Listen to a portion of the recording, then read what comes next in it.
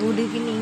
আমি তোমাদের বন্ধু রুমকি নন্দী। আজকে ক্লাস দিচ্ছি না, অন্য একটা গল্প করি তোমাদের সাথে। তো আজকে তোমাদের আমি তো ভালো আছি, তোমরাও নিশ্চয়ই খুব ভালো আছো। তো দেখো, কালকে তো ফল হারিনি অমাবস্যা গেল।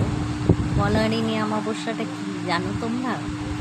ওই দিন কি হয়, মানে পুজো দিলে মা কালীকে সমস্ত দুঃখ, কষ্ট, অশুভ, পাপ এগুলো সমস্ত দূর হয়ে যায়।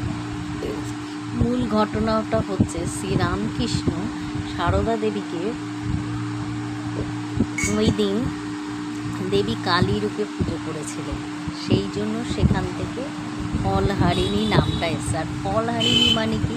ফল দিয়ে যদি ওই দিন মাকে পুজো করা হয়, মানে 5টা ফল দিয়ে যদি মাকে পুজো করা হয়, তবে কি হবে, ওই দিন তোমার মনস্কামনা পূর্ণ হবে, ফল হবে, তোমার সৌভাগ্য ফিরবে।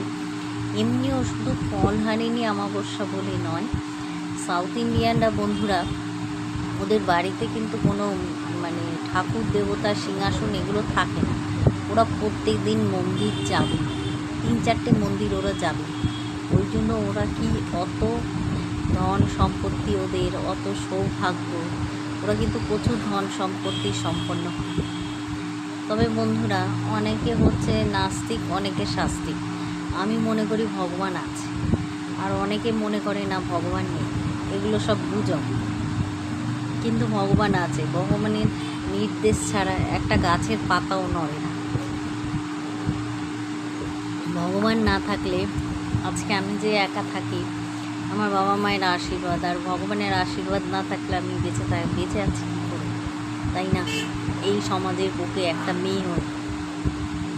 তো ভগবান আছে বন্ধুরা। আমি প্রত্যেক সময় প্রত্যেকটা জায়গায় আমি ফল পেয়েছি। এবারে বিশ্বাসে মিলায় বস্তু, অবিশ্বাসে বহুদূর। যার বিশ্বাস তার কাছে, এটা নিয়ে তর্ক করে লাভ নেই। তো এই হচ্ছে ব্যাপার। তো ফলহারিণী অমাবস্যা হচ্ছে এইটা।